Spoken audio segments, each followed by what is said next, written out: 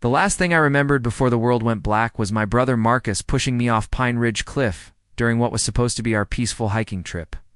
When I woke up 3 days later in Cedar Falls General Hospital, bandaged and broken, the nurse told me something that changed everything. Marcus had been calling every hour, crying, begging to know if I was alive. He thought he had killed me. And for the first time in 26 years, I realized I had the perfect opportunity to discover who my brother really was when he thought no consequences would follow. Before we jump back in, tell us where you're tuning in from, and if this story touches you, make sure you're subscribed because tomorrow I've saved something extra special for you. The fall should have killed me, 70 feet down a rocky cliff face, through jagged pine branches and over granite boulders that had claimed 3 lives in the past decade. Instead, I landed in the one spot where decades of fallen leaves had created a natural cushion wedged between 2 massive tree trunks that broke my fall just enough to save my life. Broken ribs, a shattered collarbone, and a severe concussion. But alive.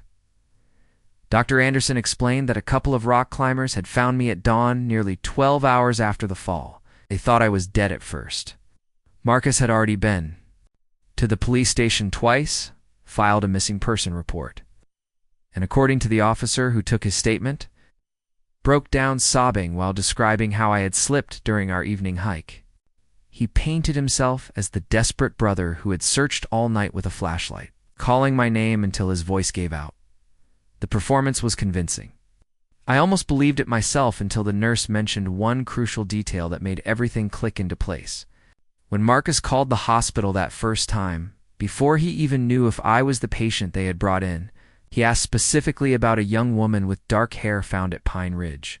He knew exactly where to look for me. Knew exactly what had happened. That was the moment I realized Marcus hadn't just pushed me off that cliff in a moment of anger or accident. He had planned it.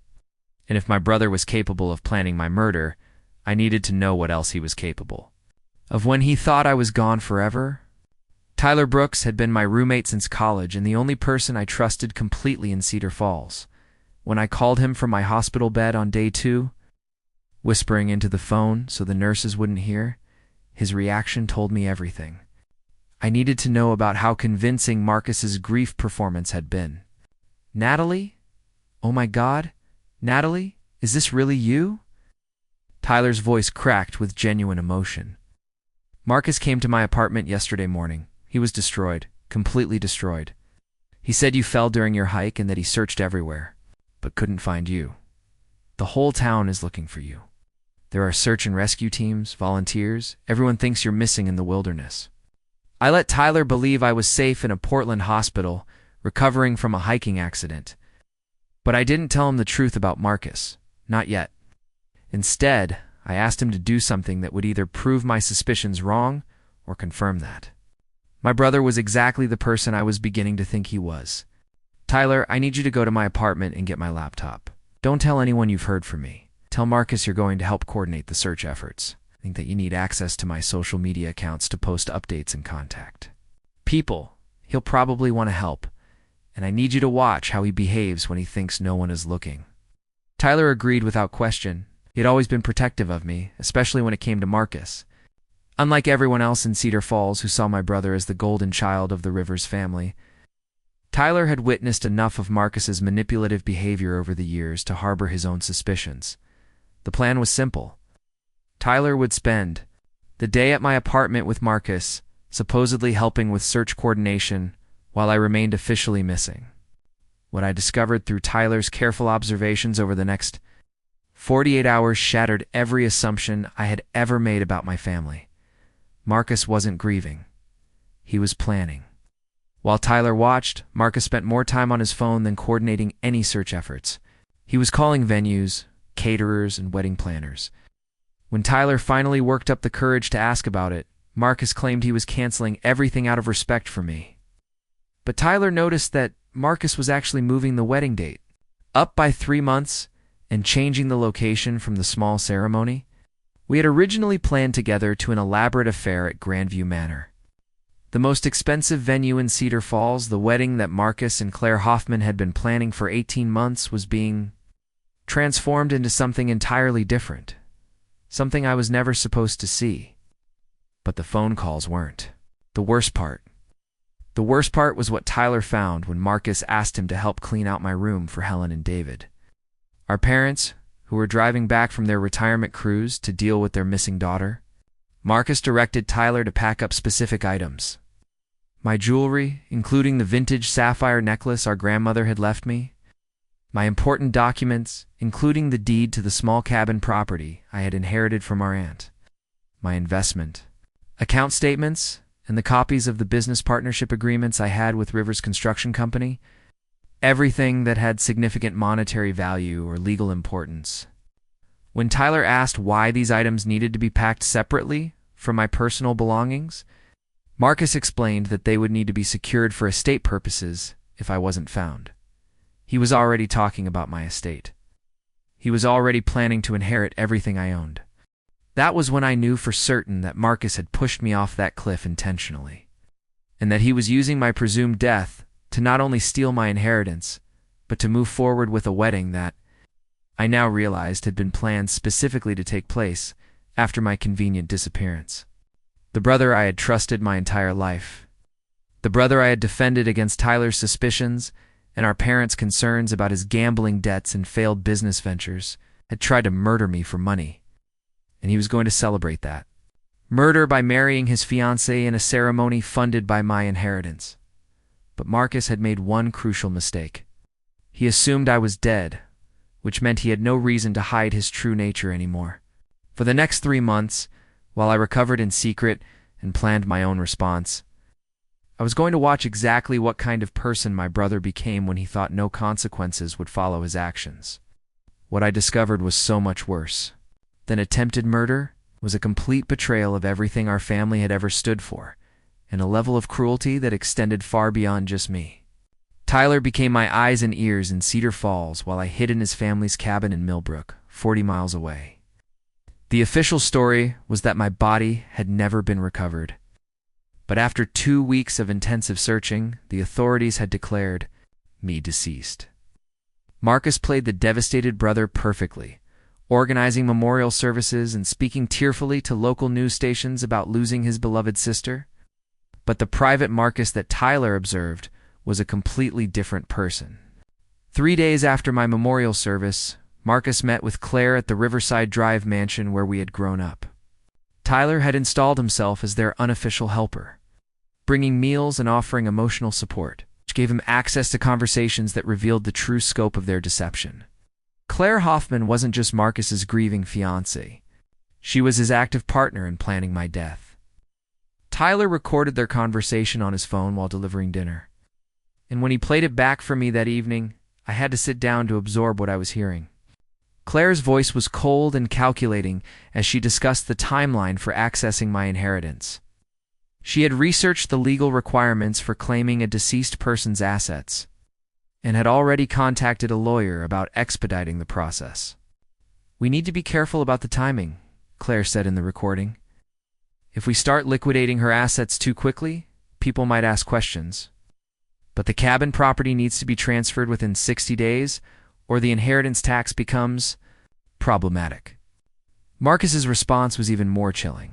Natalie never told anyone about changing her will last year. As far as the family knows, everything still goes to me as next of kin. Even if someone found the new will, it doesn't matter now. The new will. I had never changed my will. Marcus had been planning my death long enough to forge legal documents that would ensure he inherited everything I owned.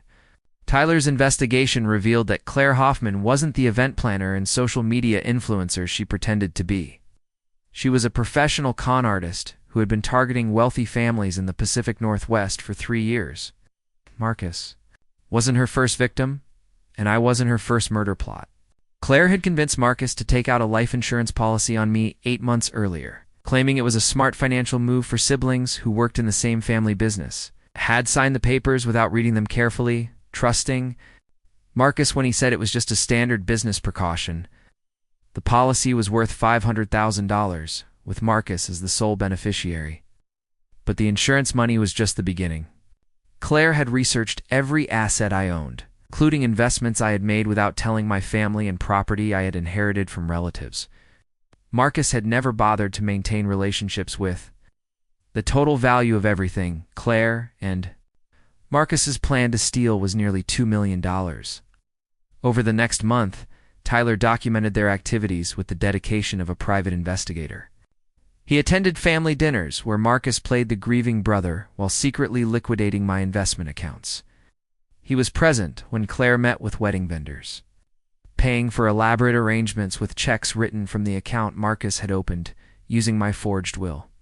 He even followed them to meetings with Claire's previous victims, other families she had manipulated and stolen from in nearby cities. The pattern was always the same. Claire would identify a wealthy family with internal conflicts or vulnerabilities. She would insert herself into their lives through romance or friendship. She would gather information about their assets and legal vulnerabilities. Then she would orchestrate a tragedy that would allow her and her partner to inherit or steal everything of value. Marcus wasn't Claire's criminal mastermind partner. He was just her latest mark, too blinded by greed and too weak to realize he was being manipulated. Preparing and narrating this story took us a lot of time, so if you are enjoying it, subscribe to our channel. It means a lot to us. Now back to the story. Claire had convinced him that killing me was his idea, but Tyler's recordings revealed that she had been planting the suggestion for months, using his gambling debts and business failures to make him desperate enough to consider murder.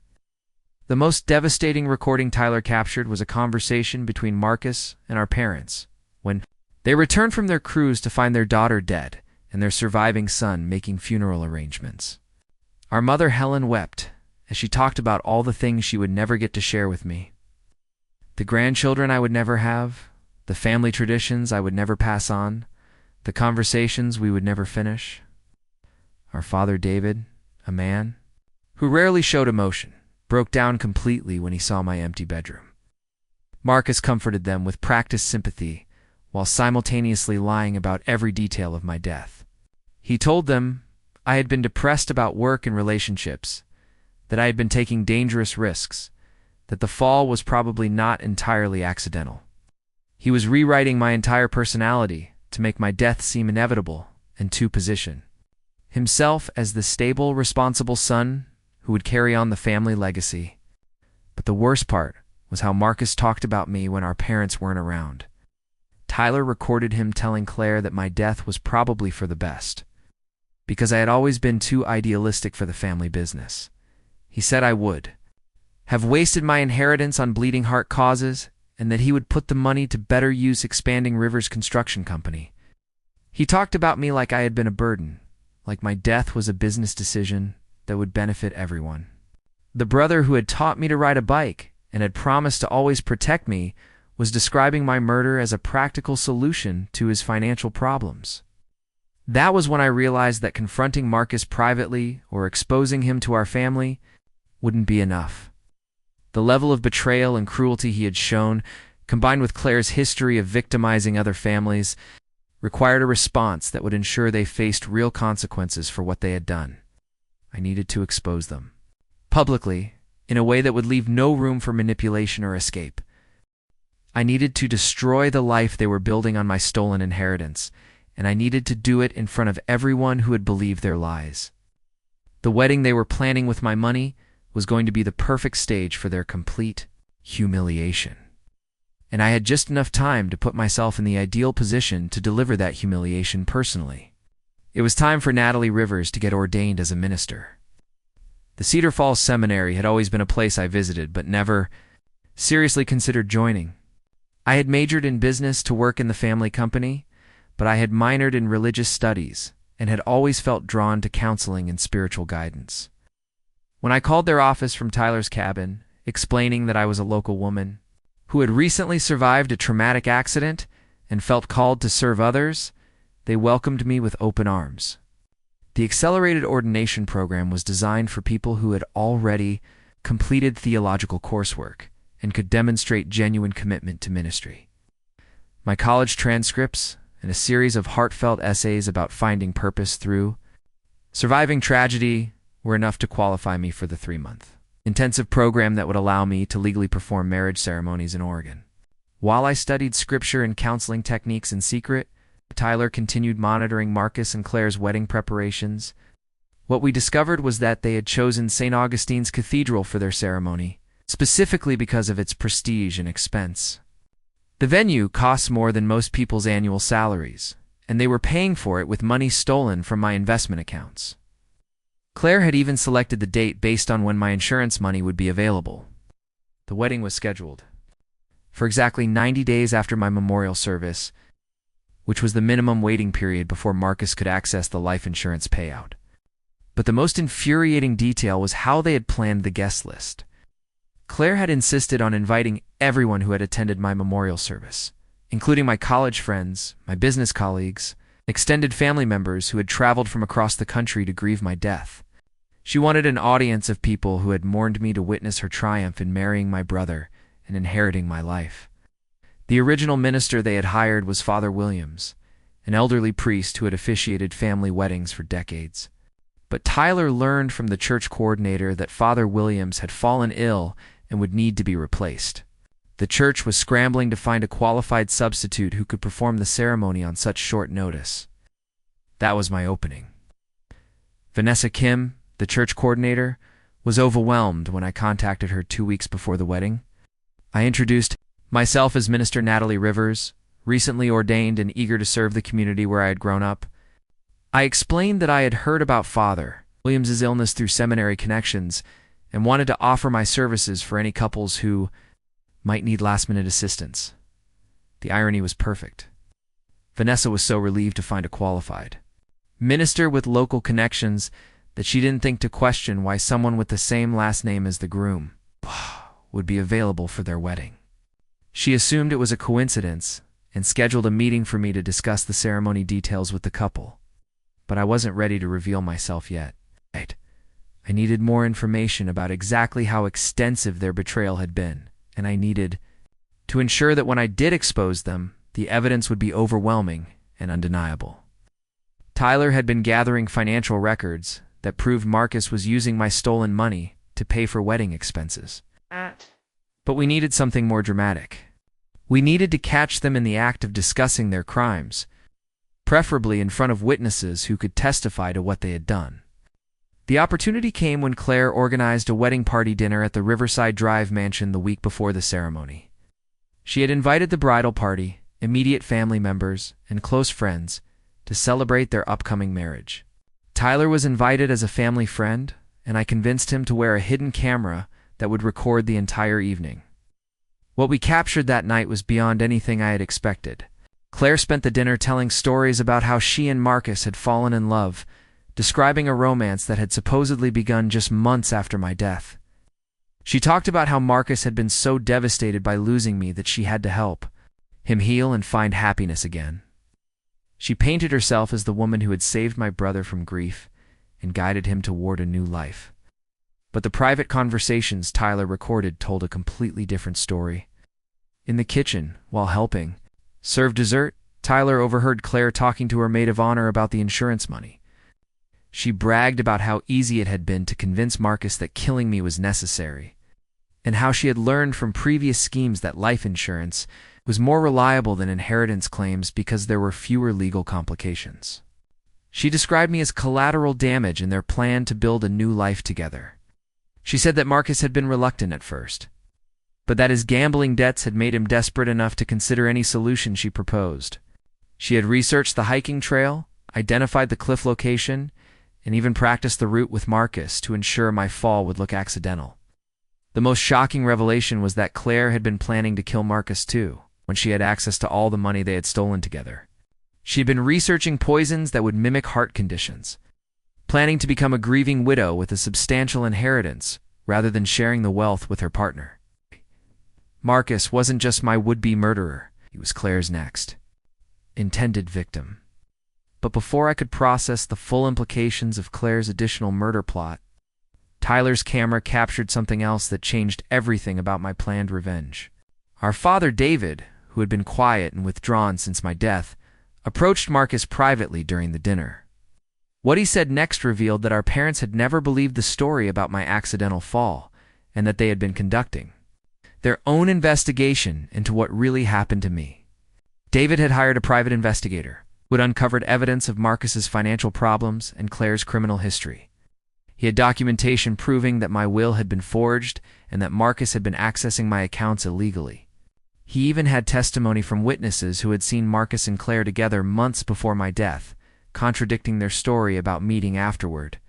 But instead of going to the police immediately, David was giving Marcus one final chance to confess and return the stolen money. He was offering to help Marcus disappear quietly rather than face prosecution because he couldn't bear the thought of losing both his children to tragedy. Marcus's response was to laugh in our father's face and threaten to destroy the family business if David tried to expose him. Said that any evidence David had was circumstantial and that proving murder without a body would be impossible. He was confident that he had committed the perfect crime and that no one could touch him. That conversation convinced me that a simple wedding day revelation wouldn't be enough. Marcus and Claire weren't just thieves and murderers. They were arrogant enough to threaten our parents and cruel enough to destroy our entire family to protect their schemes. They deserved more than public humiliation.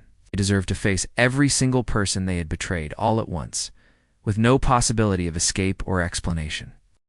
The wedding was going to be their trial. I was going to be both the surprise witness and the judge who delivered their sentence. The meeting with Marcus and Claire to discuss their wedding ceremony was scheduled for Thursday afternoon at St. Augustine's Cathedral. I had spent 3 days preparing for this moment, practicing my voice modulation and studying their behavioral patterns from Tyler's recordings. When Vanessa Kim introduced me as Minister Rivers, I watched Marcus's face carefully for any sign of recognition. There was none. My brother looked right through me as if I were a complete stranger, which told me everything I needed to know about how thoroughly he had erased me from his conscience. The woman he thought he had murdered was standing 3 feet away from him, and he felt nothing. Claire was more observant. She studied my face with the calculating gaze of someone who made her living reading people and identifying threats. For a moment, I thought she might recognize something familiar, but then she smiled and extended her hand with practiced charm. Minister Rivers, what a lovely coincidence that you share the same last name as Marcus. Are you related to the family? I smiled back with equal warmth, keeping my voice steady and professional. It's a common name in Oregon. I'm not familiar with your family, but I'm honored to be part of your special day. The lie came easily, and I watched Claire relax as she dismissed me as irrelevant. She was so focused on managing her criminal enterprise that she couldn't imagine the possibility that her victim might have survived and sought revenge. Marcus was distracted throughout our meeting, constantly checking his phone and seeming annoyed by the interruption to his schedule. He left most of the ceremony planning to Claire, who had very specific requests about how the service should be conducted. She wanted the vows to emphasize commitment until death do us part and insisted on including readings about forgiveness and moving forward after loss. She requested that I mention during the ceremony how Marcus had overcome tremendous grief to find love again, and how their marriage represented hope after tragedy. Every word felt like a knife, but I maintained my professional composure and took detailed notes about their preferences.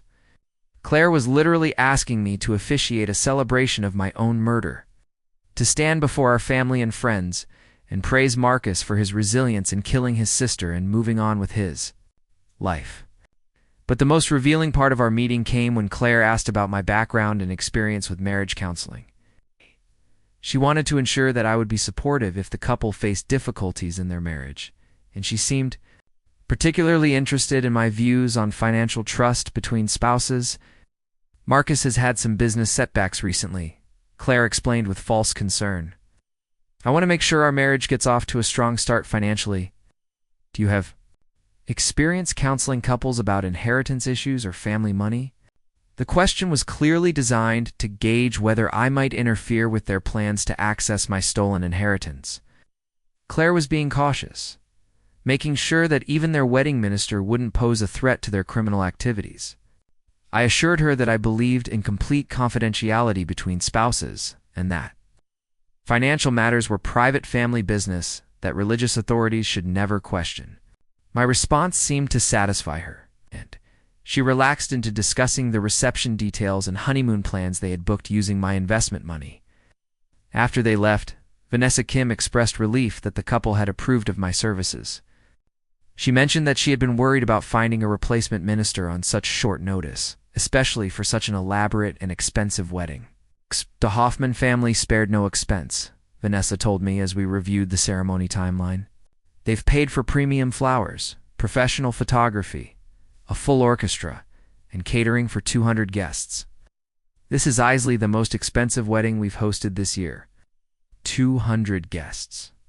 Claire and Marcus were planning to celebrate their crimes in front of 200 people, many of whom had mourned my death and donated money to the memorial fund they had established in my name. They were going to smile and accept congratulations while wearing jewelry and clothing purchased with money stolen from my accounts. That evening, Tyler and I finalized our plan for the wedding day revelation. We had gathered enough evidence to prove Marcus's attempted murder, Claire's insurance fraud, the forged will, and their theft of my assets. But we needed to present this evidence in a way that would ensure justice, not just revenge. Tyler had contacted my father's private investigator and arranged to coordinate our revelations with law enforcement. Detective Morrison from the Cedar Falls Police Department had been building a case against Claire based on her previous crimes in other cities, and our evidence was exactly what she needed to make arrests. The plan was elegant in its simplicity. I would begin the wedding ceremony normally, allowing Marcus and Claire to exchange their vows and believe they had successfully gotten away with murder. Then, during the traditional moment when the minister asks if anyone objects to the marriage, I would reveal my identity and present the evidence of their crimes to the assembled guests. Detective Morrison would be waiting outside the cathedral with arrest warrants, ready to take them into custody as soon as I had exposed them publicly. The 200 wedding guests would serve as witnesses to their confession and their complete humiliation. But Tyler raised an important concern about our plan. He worried that Marcus might become violent when he realized I was alive, and that other innocent people at the wedding could be hurt if he panicked. His concern was valid. The recordings we had captured showed that Marcus had a temper, and Claire was desperate enough to have planned multiple murders.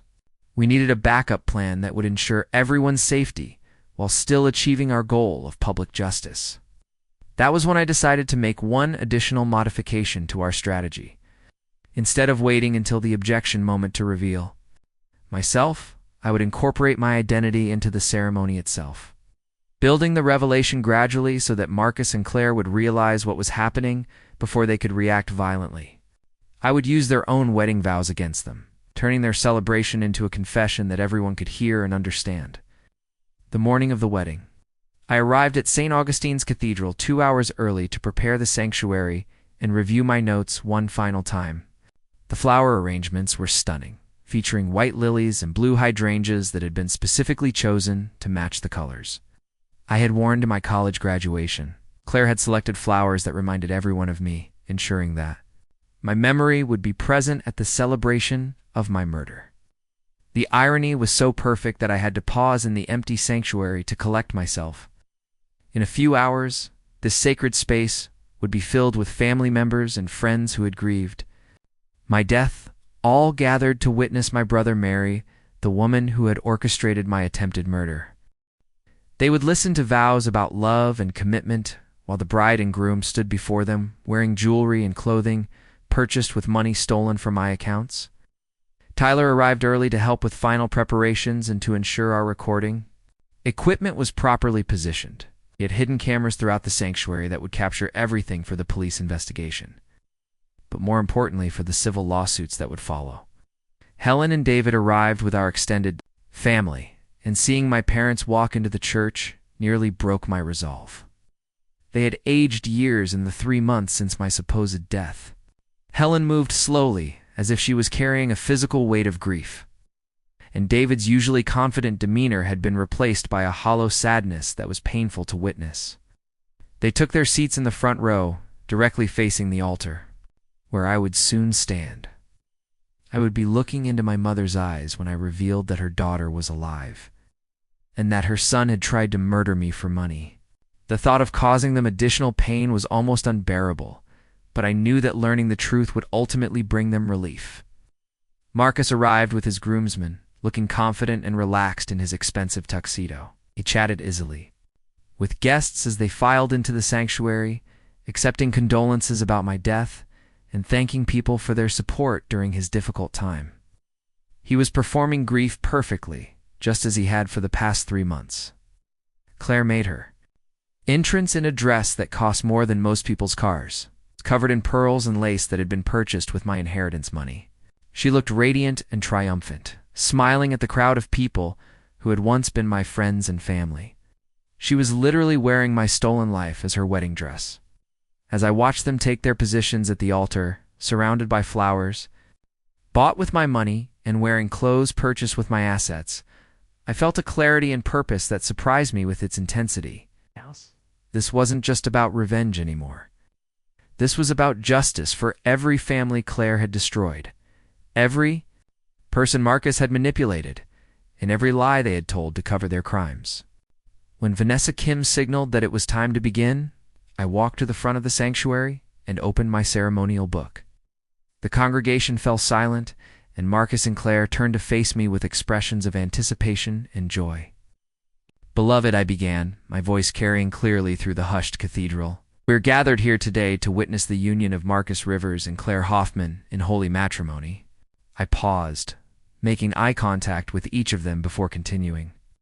"Marriage is a sacred commitment built on trust, honesty, and mutual respect. It requires complete transparency between partners and the courage to face life's challenges together." Marcus nodded along with my words, but I noticed Claire studying my face more intently. Something about my voice or mannerisms was triggering her survival instincts, the same ones that had helped her avoid prosecution for her previous crimes. "Before we proceed with the vows," I continued, "I want to talk about the foundation of a strong marriage. Marcus and Claire, your relationship began during a time of profound loss and grief. You found each other in the aftermath of a family tragedy that changed both your lives forever." Helen was crying softly in the front row, and several other family members were wiping their eyes. I thought I was referring to my death as the tragedy that had brought Marcus and Claire together. "Claire," I said, addressing her directly, "you've spoken about how you helped Marcus heal from the loss of his sister. Can you tell everyone here today how that relationship began?" The question wasn't part of the standard ceremony format, but Claire had no choice but to answer. She smiled nervously and spoke into the microphone that Tyler had positioned to capture every word. "Marcus was devastated when he lost Natalie," she said, her voice trembling slightly. "I met him during one of the darkest periods of his life. I tried to be there for him as he processed his grief and moved forward.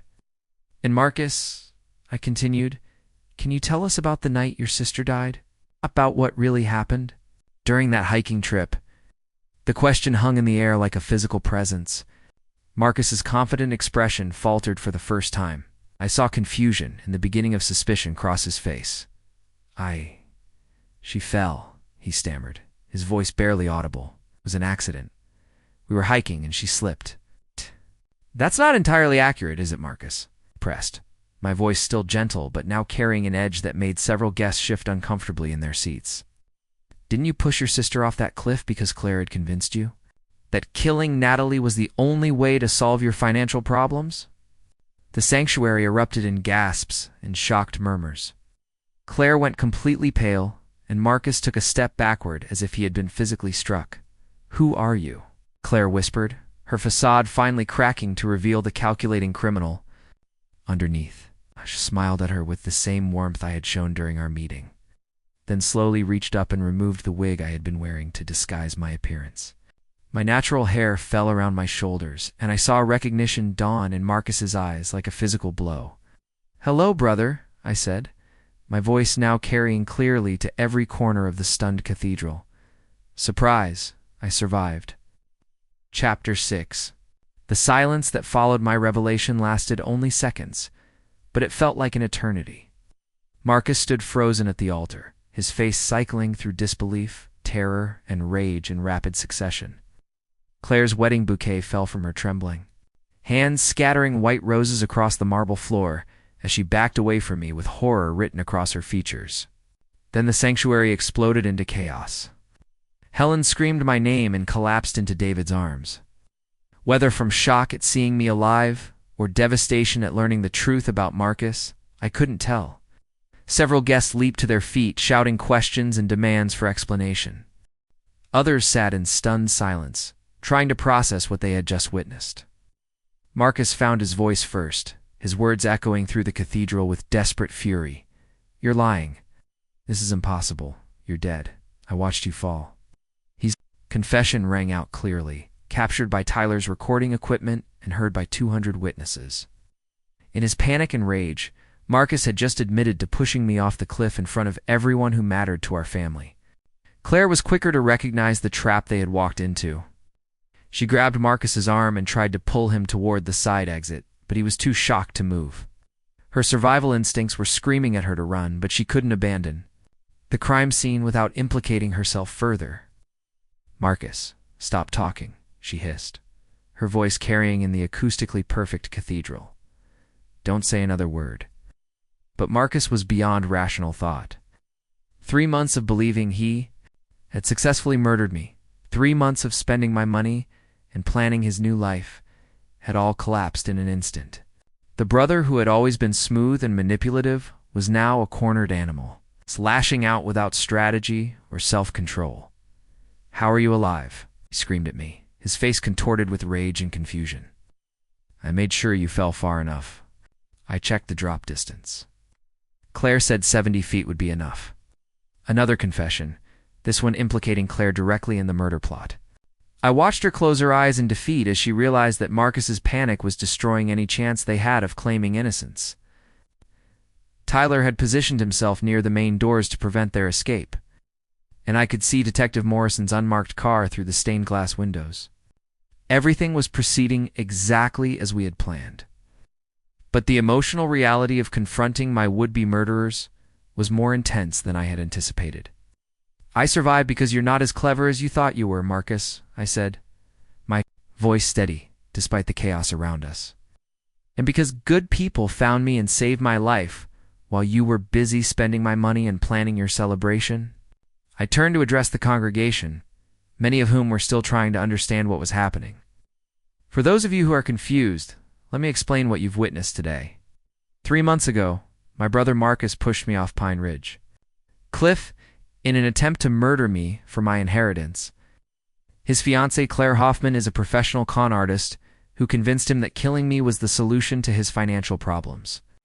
The gasps and cries from the congregation created a wall of sound that seemed to physically push Marcus and Claire backward.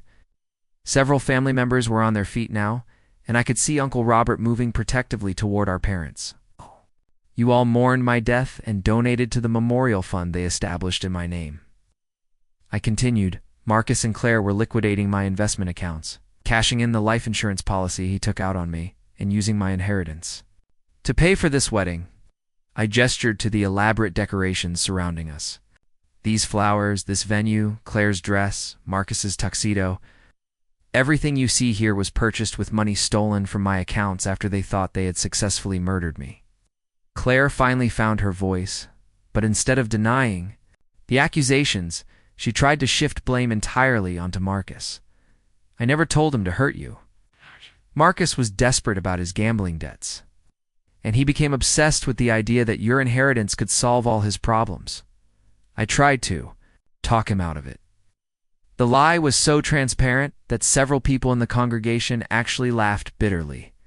Claire's attempt to portray herself as an innocent victim was undermined by the recordings Tyler had captured of her bragging about planning my murder and researching the best locations for the accident.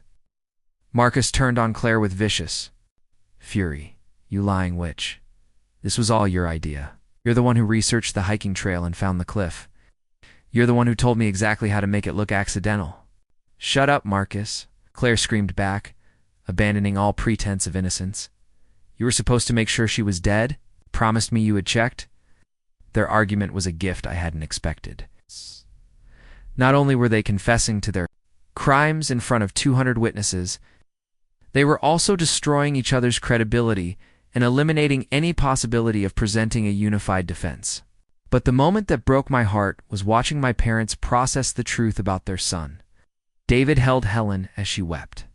But his own face showed a devastation that went beyond grief into something approaching spiritual destruction. The man who had built Rivers Construction Company from nothing, who had raised his children to value integrity and hard work, was watching his son reveal himself as a murderer and thief. Helen looked up at me through her tears, and I saw relief and anguish warring in her expression. Her daughter was alive, but her son was a monster. The joy of my survival was inseparable from the horror of Marcus's betrayal. "Mom, Dad, I'm so sorry you had to learn the truth this way," I said, speaking directly to them despite the chaos surrounding us. I wanted to come home immediately, but I needed to gather evidence and make sure Marcus and Claire would face justice for what they've done. David found his voice, and when he spoke, it was with the authority of a man who had spent decades making difficult decisions. "Natalie, we hired a private investigator weeks ago. We knew Marcus was lying about your death, and we've been gathering evidence of his crimes. The police are already involved." As if summoned by his words, Detective Morrison entered the cathedral with 4 uniformed officers. The sight of law enforcement seemed to snap Marcus out of his rage-fueled confession spree. I finally grasped the scope of the trap he had walked into. "This is a setup," shouted, pointing accusingly at me. "She planned this whole thing. She's been hiding for months, letting everyone think she was dead. This is entrapment." Detective Morrison approached the altar with professional calm, her hand resting on her weapon, but her demeanor non-threatening. "Marcus Rivers and Claire Hoffman, you're under arrest for conspiracy to commit murder, insurance fraud, theft, and forgery. You have the right to remain silent." Claire made one last desperate attempt to escape, gathering up her expensive dress and running toward the side exit. But Tyler was waiting for her. He calmly blocked her path while pulling out his phone to show her the recordings he had captured of her confessions. "Claire, I have hours of footage of you and Marcus discussing your crimes," Tyler said loud. "Enough for everyone to hear, including your plan to poison Marcus after you had access to all the stolen money. Did you really think you were going to get away with serial murder?" The revelation that Claire had been planning to kill Marcus, too, sent a new wave of shock through the congregation. Marcus stared at his fiancée with dawning horror as he realized that he hadn't just been her partner in crime, but her intended next victim. "You were going to kill me too?" he whispered, his voice filled with betrayal and disbelief. Claire's response was a cold smile that revealed the true predator underneath her carefully constructed facade. "Marcus, you were always too stupid to be a long-term partner. Did you really think I was going to share $2 million with someone who couldn't even successfully murder his own sister?" The cruelty in her voice silenced the entire cathedral. Even the people who had been shouting questions fell quiet, as they witnessed the complete moral bankruptcy of the woman who had been planning to join their family. Detective Morrison stepped forward to complete the arrests, but I held up my hand to stop her for one final moment. There was something I needed to say to Marcus. Something that required the formal setting of the altar and the witness of everyone who had loved us both.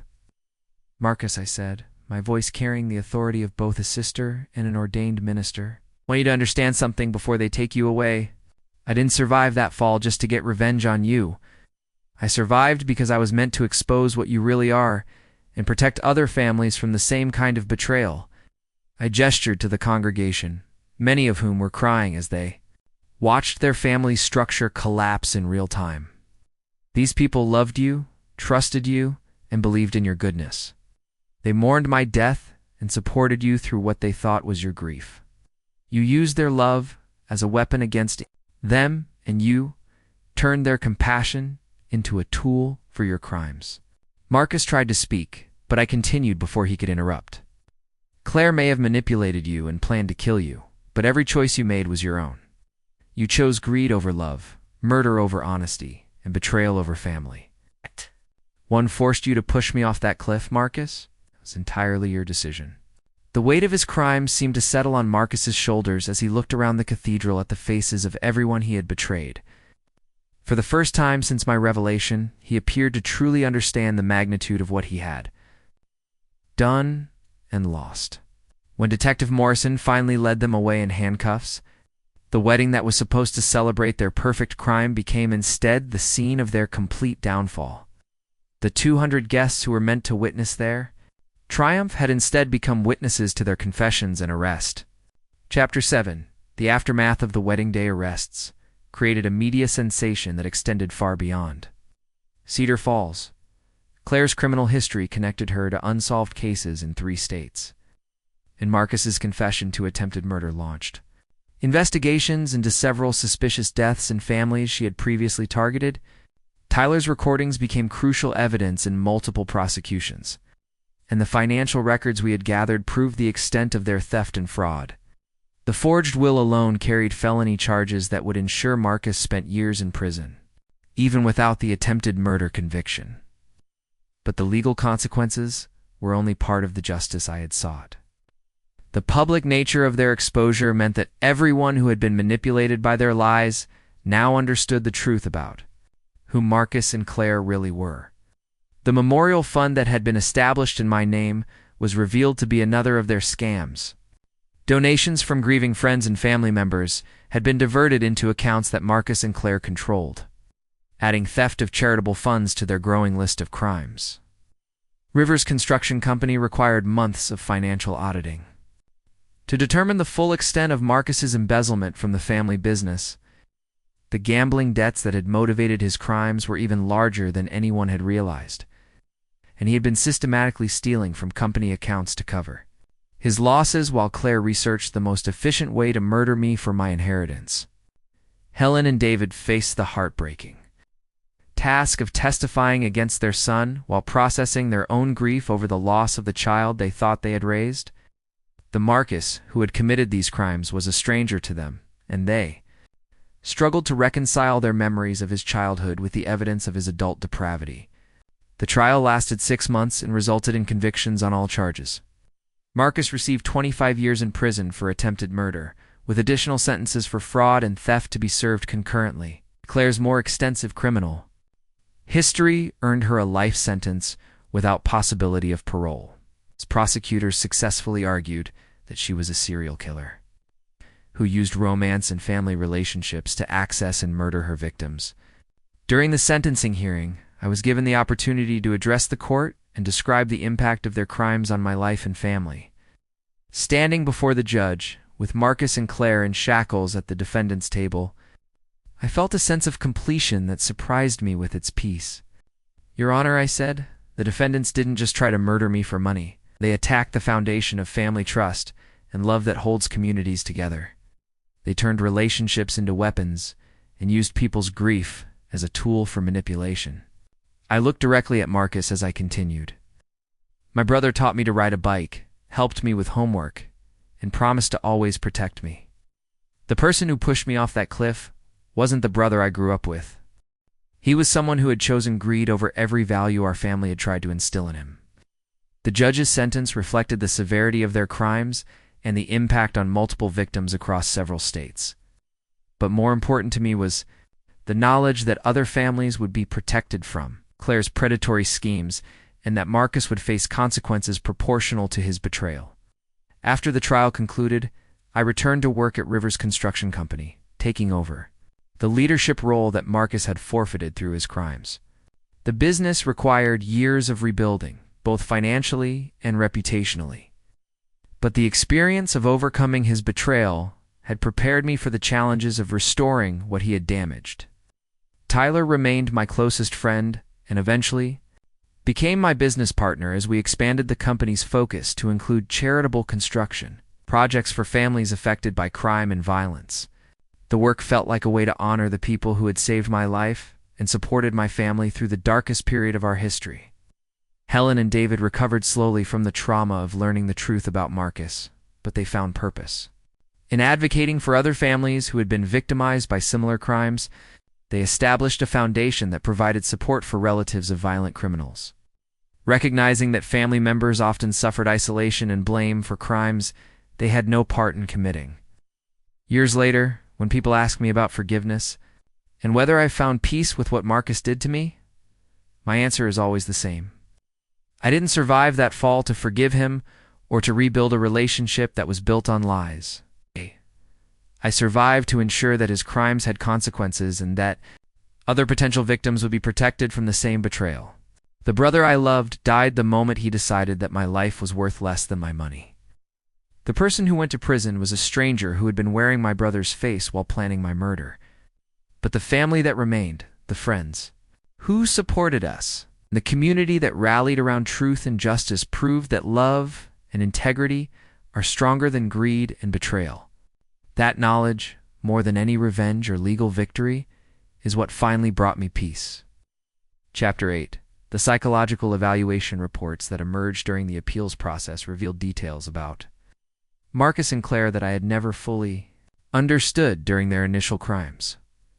Dr. Patricia Reeves, the court-appointed psychiatrist, spent months interviewing both defendants and uncovered patterns of behavior that explained how two seemingly normal people had descended into murder and fraud. Marcus's evaluation showed a personality disorder, characterized by grandiose self-perception and complete lack of empathy for others. According to Dr. Reeves, he genuinely believed that he deserved my inheritance more than I did, and that my death was justified because I would have wasted the money on charitable causes rather than using it to expand his business ventures. The most disturbing revelation was that Marcus had been planning my death for over 2 years before he met Claire. Financial records subpoenaed during the appeals process showed that he had been researching life insurance policies and inheritance laws since our grandmother's death. When he realized that I had been named as the primary beneficiary of several family trusts, Claire's psychological profile was even more chilling. Dr. Reeves classified her as a psychopathic predator who viewed other people as resources to be exploited and discarded. The investigation into her background revealed that she had been married 4 times previously, and that 3 of her former husbands had died under suspicious circumstances that were never properly investigated.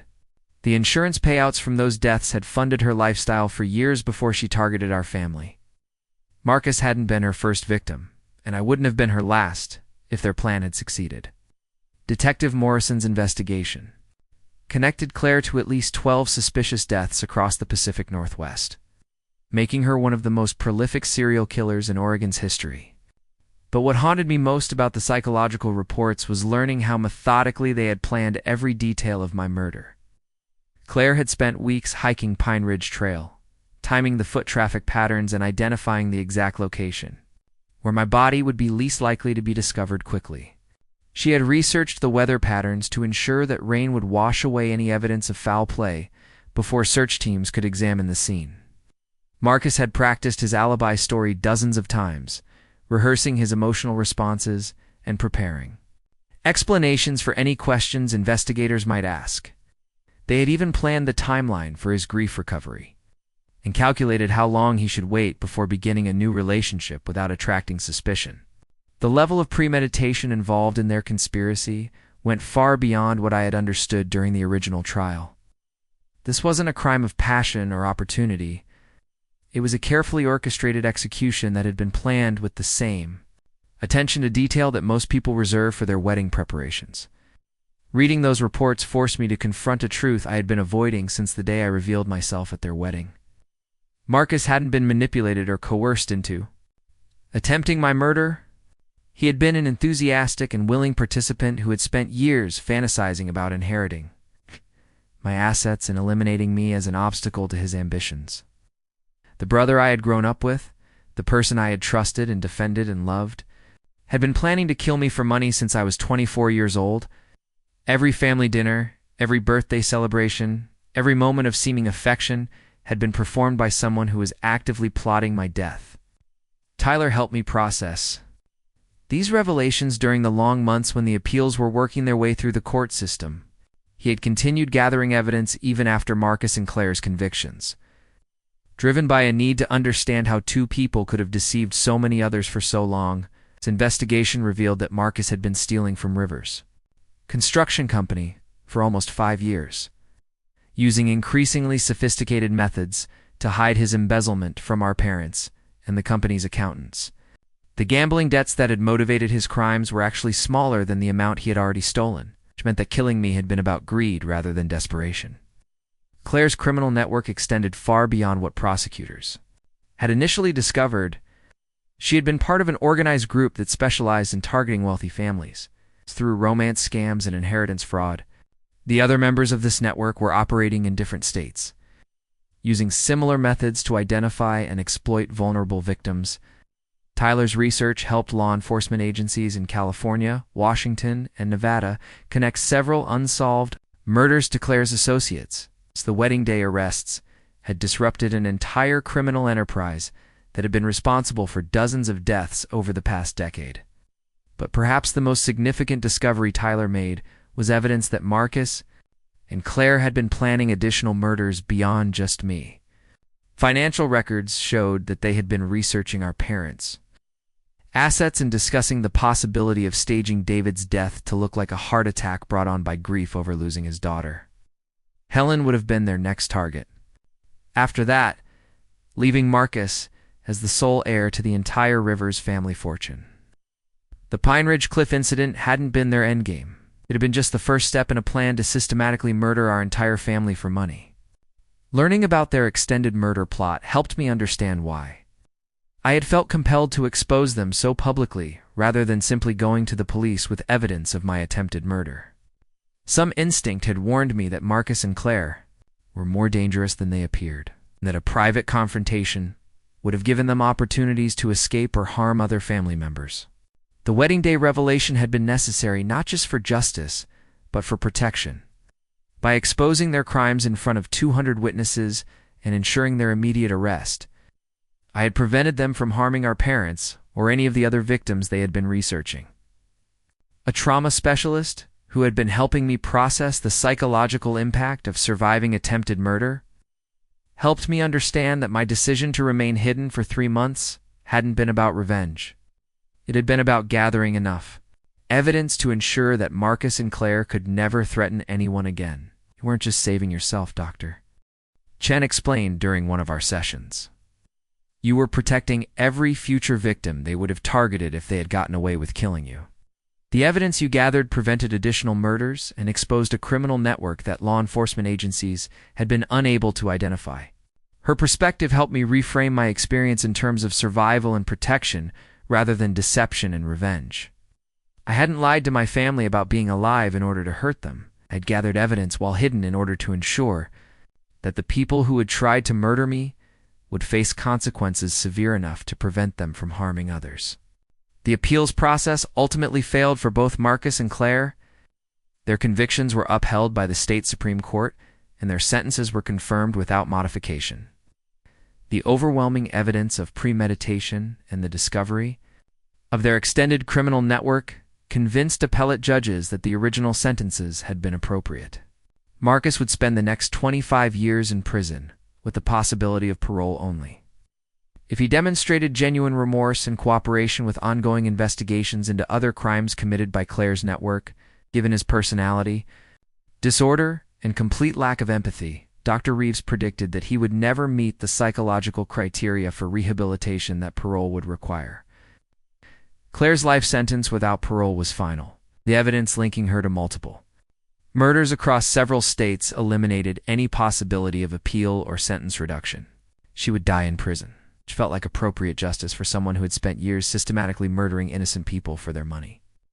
But the legal resolution of their cases didn't immediately heal the psychological wounds that their betrayal had inflicted on our family. Helen struggled with depression and anxiety that required professional treatment, and David withdrew from social activities as he processed the shame of having raised a son capable of such cruelty. The extended family members who had attended the wedding dealt with their own trauma from witnessing Marcus's confessions and arrest. Several cousins and family friends required counseling to process the shock of learning that someone they had trusted and loved was actually a calculating time murderer. Rivers Construction Company's reputation suffered significantly from the publicity surrounding Marcus's crimes. Clients questioned whether they could trust a business that had been infiltrated by criminal activity. Several major contracts were canceled as companies distanced themselves from the scandal. Rebuilding the family business required more than just replacing the money Marcus had stolen. It required demonstrating to the community that the values he had betrayed were still central to how we operated. Every decision, every client interaction, every business practice had to prove that Rivers Construction Company was worthy of trust again. The process was exhausting and often discouraging, but it also revealed the strength of the relationships that Marcus had never understood or valued. Employees who had worked with our family for decades remained loyal despite the scandal. Clients who knew our history gave us opportunities to prove our integrity.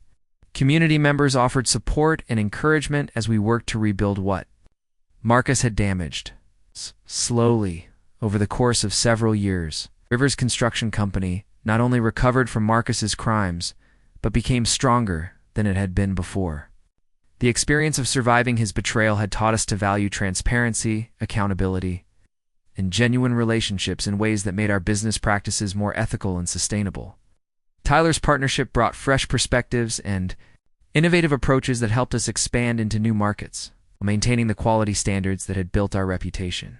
His investigation skills, developed during the months he spent gathering evidence against Marcus and Claire, proved invaluable in due diligence processes and fraud prevention for our clients.